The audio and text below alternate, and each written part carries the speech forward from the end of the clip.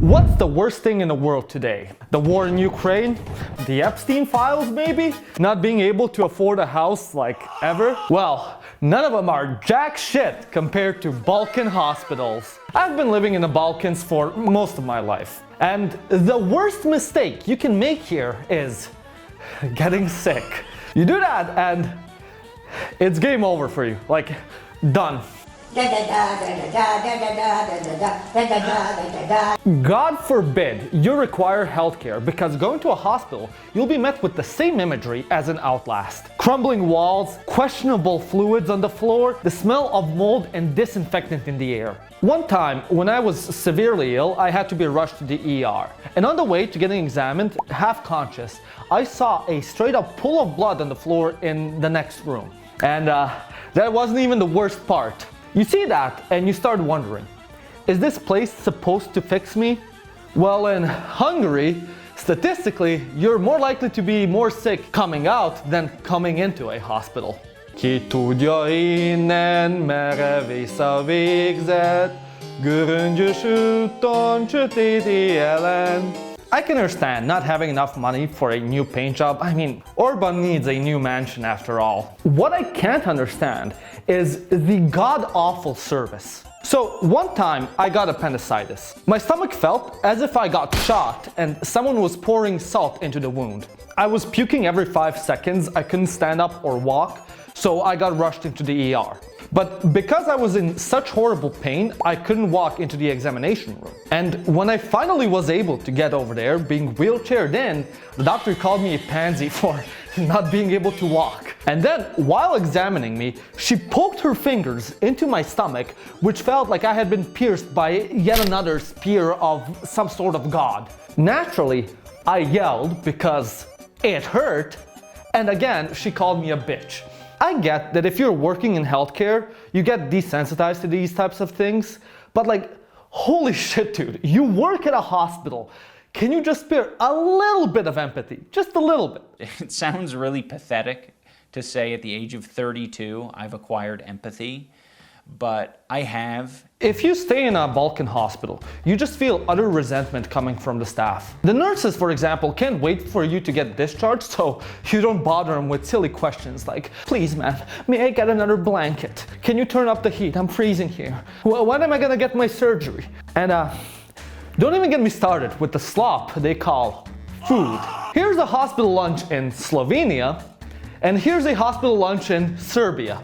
But if you really want to have fun, there's an entire Facebook page dedicated to hospital food in Hungary. I swear, Hungarian hospitals are what the apocalypse is going to look like. But you can be ready for it with today's sponsor, The Book. The Book is one giant opus that goes over everything and anything you need to know to restart civilization. From knowing what plants are edible to how engines work and how to make one yourself. The Book has it all. As someone whose one of his favorite animes is Dr. Stone, where they teach you about how everything in day-to-day life is made and works, this book completely sucked me in. On top of that, the art here is just peak. On its own, you can just get lost analyzing every detail and find all sorts of pop culture references. But that's not all. Inside the book, there are multiple entry and advanced level puzzles, the latter of which only 7 people in the whole world have solved so far and gotten a special awards from Hungry Minds itself. So, if you're someone who likes uncovering how the world really works, likes amazing art, and solving puzzles, click the link in the description and get one for yourself for 10% off with my special promo code INEurope10. Across all Balkan countries, the public healthcare sector is severely underfunded. And any funds the hospital might get goes straight into the director's holiday fund instead of to any of the personnel or equipment they might need. You know, the unnecessary things. In a typical hospital, you might find a rusty scalpel, some Cold War technology, and an overworked nurse who hasn't slept in 3 days. And I learned all of this the hard way. Because this is a story of how I almost died from something completely fixable.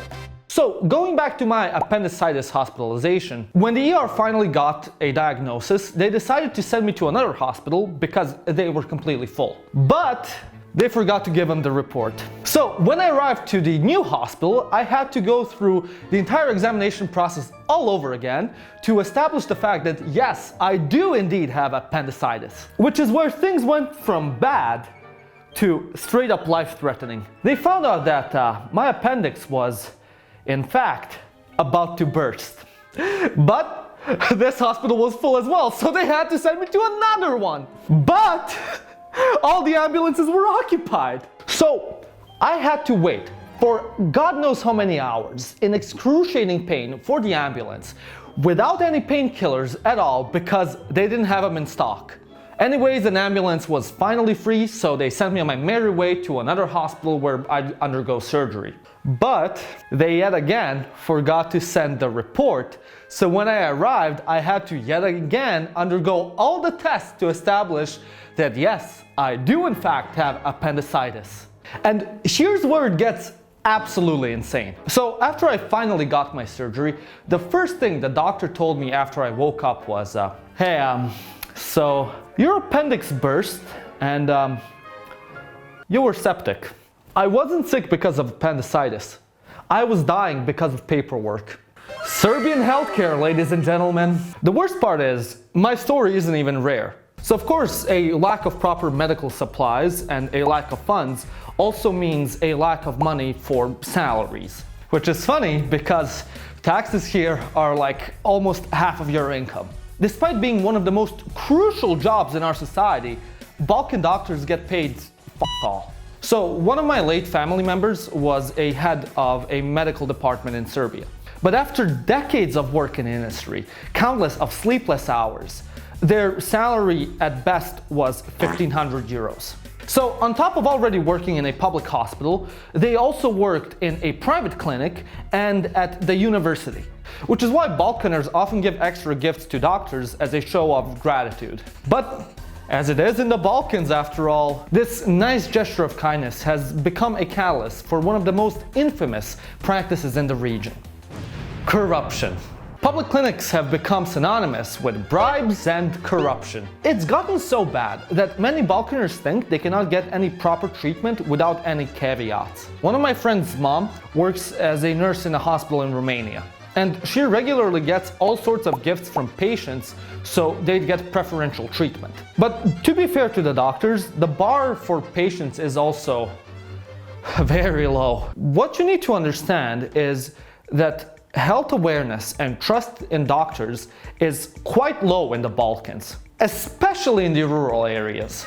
And here live Mukhtar Sakanov, a town mechanic and a Bersionist. Older folks especially prefer to use their own traditional treatments that have been passed down for generations. Number 15, Balkan foot lettuce. Like, if you get bit by a tick, everyone in the village will tell you to rub some palinka on it so it falls off. Which is one of the worst things you could do.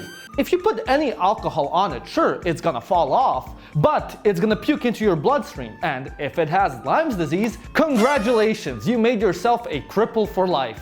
So going to the doctors is a no-go, because how is the stranger supposed to know your body better than yourself, you know? Corpul meu alegere mea. Vai e verde salba moale, aducai simioane. On the other side of the spectrum, you also have those insufferable people who don't understand that the emergency room is for emergencies.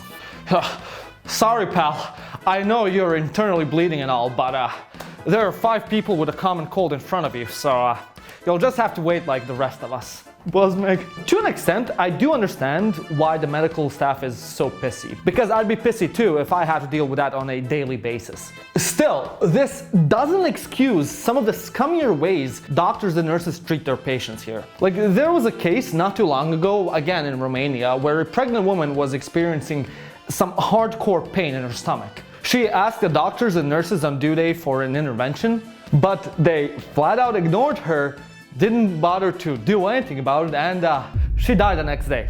Thankfully, there's been an ever so slight crackdown on medical bribes and mistreatment of patients, and younger doctors are less likely to demand extra payments. Unfortunately, there's still a huge shortage of younger medical personnel, but not for the reasons you might think. If the entire Balkan Peninsula is suffering from severe brain drain, here it's the complete reverse case, where here there's too many med school graduates. After all, in the eyes of a Balkan parent, if you're not a doctor or an IT worker, well, you should just try begging on the street. As such, the market for doctors and surgeons is incredibly oversaturated. In theory. What's that? You want to be a heart surgeon at a renowned Balkan hospital? And you aced all your class exams? Well, sucks to be you, because your job is taken by an 85-year-old walking fossil who's unwilling to go into retirement because he's making way too much money exploiting his patients. So your only other options are go work in some hospital in the middle of nowhere for peanuts as payment, or go to Germany and actually get a decent salary. If you think private clinics can solve all this, well, my friend, you're in for a treat. So people run to private clinics, cleaner halls, newer machines, and unlike public ones, you don't have to wait a million years to get that MRI scan. But here's the twist. The system wants it that way. Many people have decided that the risk of public healthcare is just not worth it. So they'll exclusively go to private clinics for their troubles. And if you're one of such people, well, congratulations. You're one of the recipients of Fell For It Again award. Because this discrepancy between the private and public healthcare systems is kept and maintained by none other than the government itself. They could, in theory, fund the public sector more so it could sustain itself, but why not instead just slowly transition into that American private healthcare type of system and watch the GDP go BAM! Doctors and surgeons also play into it. A lot of them, like I said, will work at a public hospital but then also do part-time work at a private one. And at a public hospital, they'll be like, oh, yeah, sorry, we don't have the supplies or the medical specialties, but listen, for your condition, I know this great hospital, private, you gotta pay a little bit more, but you know, I'm not commissioned over there, but they'll treat it for a really good rate, so you should definitely go over there. The bottom line is, stay healthy, eat your veggies, do exercise, and drink lots of water. Just don't end up in a Balkan hospital.